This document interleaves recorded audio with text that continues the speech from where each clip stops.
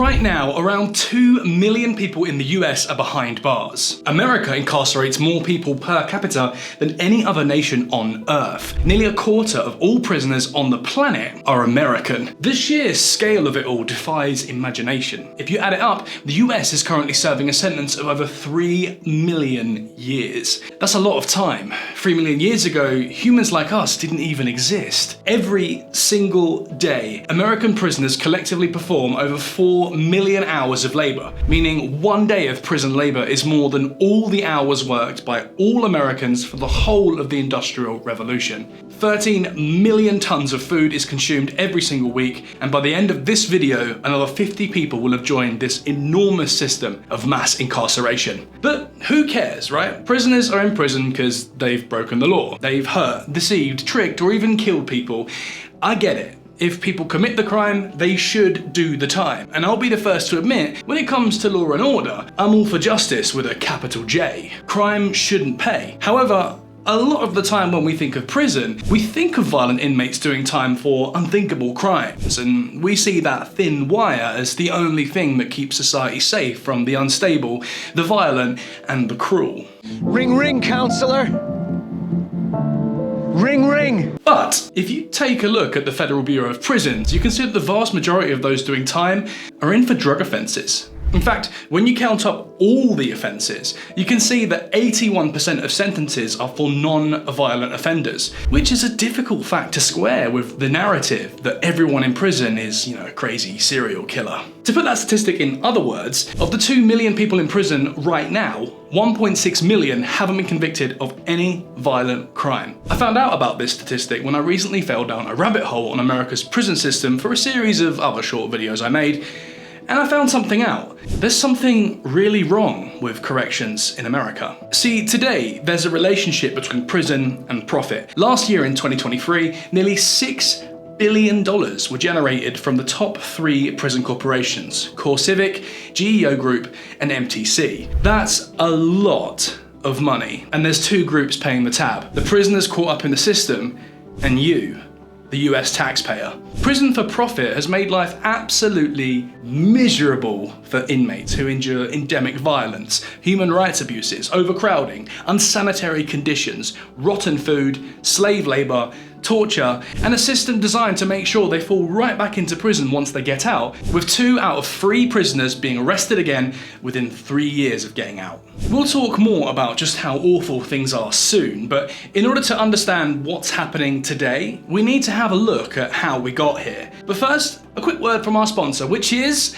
no one. So get in now while we're cheap. Okay, so to have a look at how this all started, we need to go back a bit.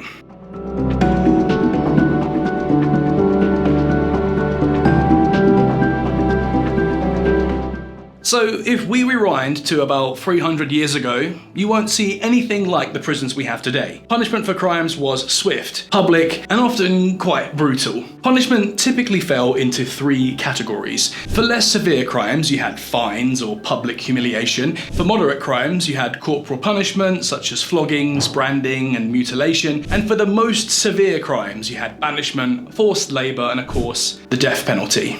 And this wasn't unique to America. For most of recorded human history, punishment was almost always like this. Like most parts of life back then, justice was rough around the edges. The emphasis was on deterrence, that is, scaring people into obeying the law. And if you look back, it's kind of obvious why. Most trials were based off of first-hand witnesses and the existing reputation of the defendant. Society didn't have a professional police force to gather evidence, nor did it have the means of surveillance, DNA evidence, or any of the other tools that we depend on today when we decide who's guilty and who's innocent. Because of this, it was relatively easy to get away with crime, and pretty hard to know when you'd actually caught the culprit. So when you were sure you finally did catch someone naughty, this was your one chance to make an example of them. All this started to change in the late 18th century though, as a religious group called the Quakers started to make waves across the Western Hemisphere, spreading their values based on humanitarianism,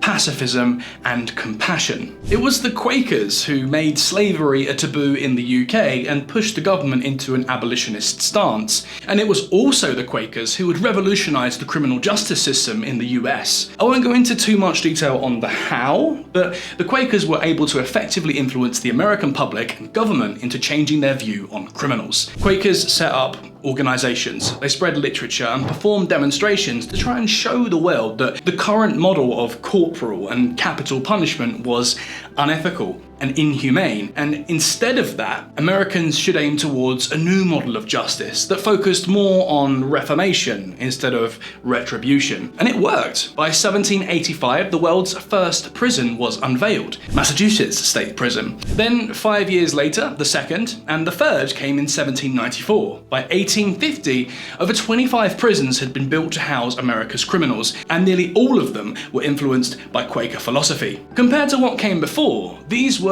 revolutionary new ways to deal with crime. And although not all prisons followed the Quaker model, most were at least half influenced. If we take a look at Western State Penitentiary in Pennsylvania 1829, we can see those Quaker ideas in practice. The prison was constructed in a kind of radial shape, with inmates being arranged around the center. Solitary confinement was pretty much the only item on the menu here, with inmates spending the vast majority of their time alone, with nothing but a Bible for company.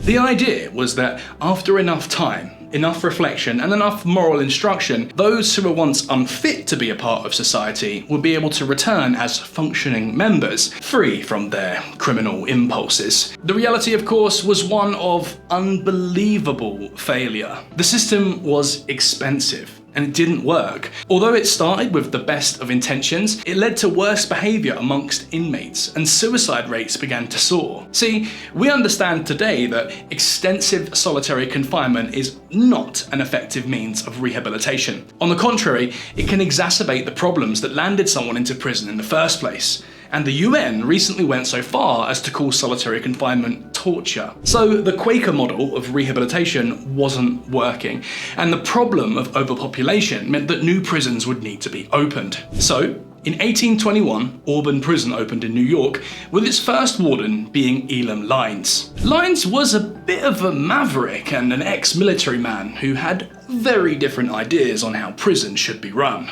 Instead of keeping prisoners apart, he was keeping them together, which was much cheaper and also better for the mental health of the inmates. Instead of keeping them in a cell all day, Lines found a way to keep them busy whilst also cutting down on costs with prison labour. The emphasis here was that prisoners would perform public works and prison maintenance as part of their sentence, repaying their debt to society with labour and reforming their character through discipline and an appreciation of hard work. Of course, as you can imagine, the real-life conditions were grim, with enforced silence, corporal punishment for misbehaviour, and routine dehumanisation. Slowly, gradually, however, this model changed into something more like what we would recognise today. More rights for prisoners, the abolition of corporal punishment, at least on paper, and a focus on rehabilitation through work with professionals and a system of rewards and incentives for the right behaviour, as well as parole and education programmes. Of course,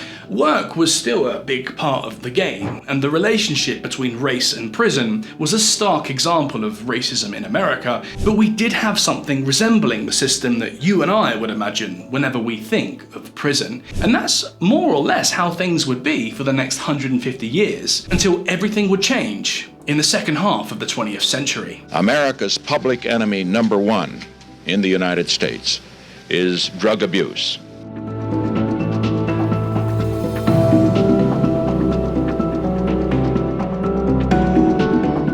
Following the Cultural Revolution of the 1960s, conservatives in the US were concerned with the perceived rise in drug usage and the dangers associated with them. Motivated by a desire to appeal to his voter base, Richard Nixon famously declared war on drugs in 1971. It was now the policy of the United States to tackle the narcotics industry, both at home and abroad. As we said, this move was mostly a political tactic to pick up more votes, and it wasn't really an ideological priority for Nixon's administration until Reagan took power in the 1980s. Reagan took the war on drugs really seriously, and this zealous approach to the war had tangible results. Between 1980 and 1990, the prison population rose by a staggering 200%. The majority of this, of course, being inmates serving time for drug-related offences. And it's a legacy that still lasts today. As we said before, 44% of inmates today are currently serving time for drug-related offences, most of them being low-level dealers or users who got busted for possession. Anyway, by 1990, the prison population had jumped from 500,000 the decade before to 1.5 million. All these new inmates put an enormous strain on the American prison system. With all these new people to lock up, America would need new prisons.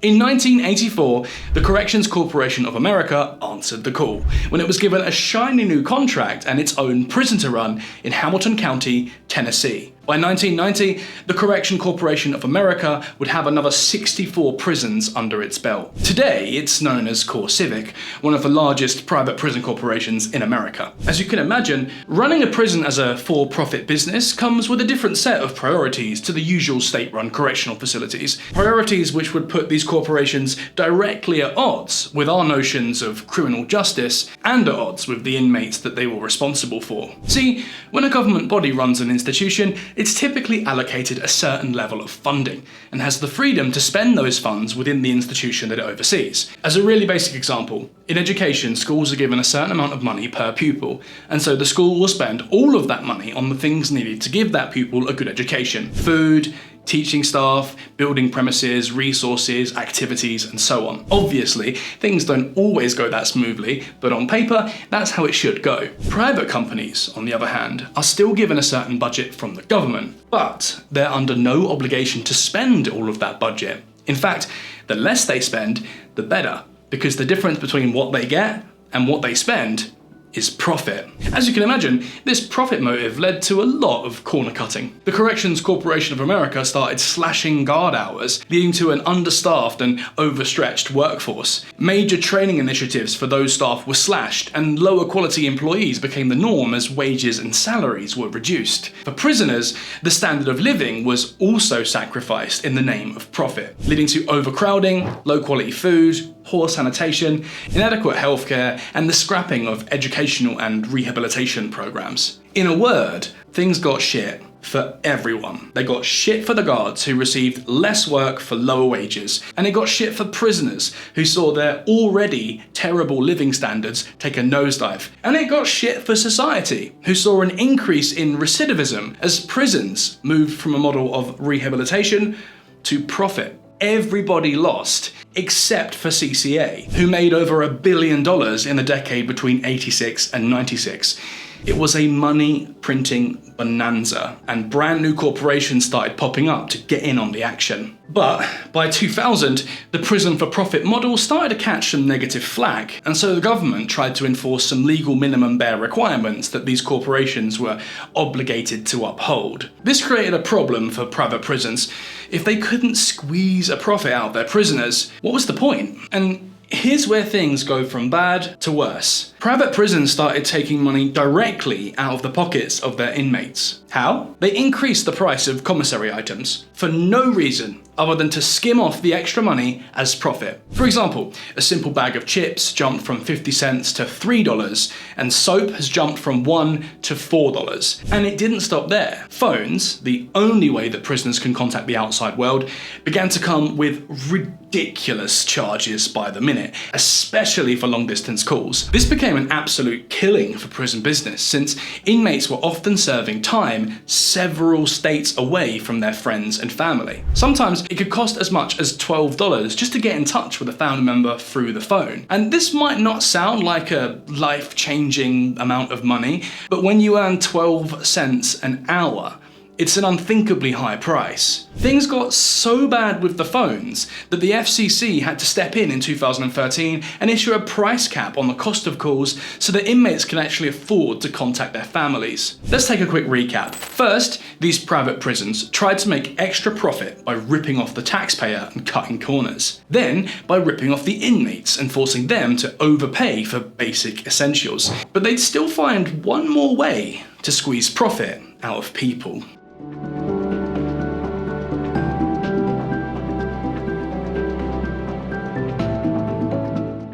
Yep, private prisons turn to unpaid labour to line their pockets. Now, as we said, for most of history, work has been a feature of prison, and arguably an important part of prison life. Prisoners should learn new skills, and the prisons should be run and maintained by the prisoners, at least so that Joe Q taxpayer doesn't have to pick up the cleaning and laundry bill. If we go back to the typical labour detail of a prisoner in the 50s, the vast majority of the work performed was either public infrastructure works, which directly benefit the wider community, or prison maintenance. You know, cooking, cleaning, laundry, and so on, all the things needed to keep a prison running. Today, however, prisoners find themselves coerced into manufacturing, factory assembly, and even agricultural work. On the surface, this seems like a good thing, learning new skills to benefit them after prison. But the reality is that this work is underpaid, or sometimes not paid at all, and it's performed in sweatshop-style conditions, and it's all done to make private prisons more money. It is quite literally slave labour, and it's done with the sole purpose of making corporations and their shareholders richer. It's not done to teach inmates new skills, it's not done to provide goods to the public, and it's not done to maintain the prison. It's done to make money, and it provides a really nasty incentive for those prison corporations to do everything they can to keep their prisons full, so that there is an ever-available flow of virtually free labour to be outsourced for profit. That means making sure that once people get to prison, they stay for longer. And it also means making sure more people go to prison in the first place, which is why in 2008, we had the Cash for Kids scandal, another horrifying event caused by nothing more than the profit incentive to lock people up. And in this case, it was kids. Now, I'll be really brief here. The Cash for Kids scandal wasn't about prison labour. It was just about prison populations, but it's still really naughty. It's a well-known case, but 2 judges from Illinois received over $2.6 million in bribes in exchange for making sure there was a steady flow of new inmates to juvenile prisons. These judges, in exchange for money, were sending children to prison, oftentimes without proper legal representation, and in some cases for as little as making fun of their teachers online.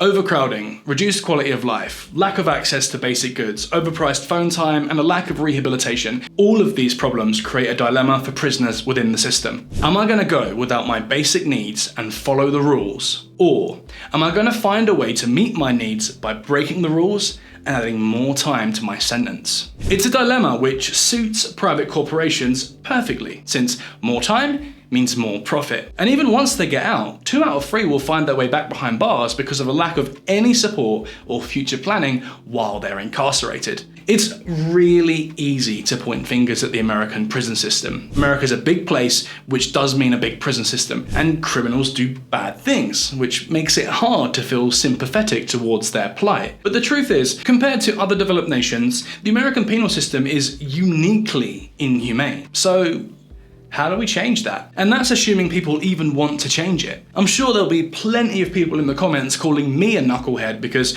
people who go to prison deserve it. And while that can definitely be true, it's also true that the system is broken. So what happens next? It's hard to say. Right now, about 10% of inmates are currently serving time under the supervision of private prisons. But this is growing regularly, and any attempt to change the system is met with pretty fierce resistance. CoreCivic, one of the 3 largest prison corporations, spent $600 million on lobbying in 2021 alone, and it's determined to ensure that it affects the decisions of policymakers in American politics to protect its profits, and make sure that it continues to take a larger and larger share of inmates each year, which means that no individual within the American political system is going to be able to have a positive influence on changing the way that private prisons are run. Honestly, I don't know how or if it can be fixed or what kind of model should come next. But after getting caught down a rabbit hole on the topic, I couldn't help but make this video in the hopes that I could share the problem with you and maybe someone watching is smart enough to come up with what happens next. Anyway, let me know in the comments and don't forget to subscribe if you found this interesting.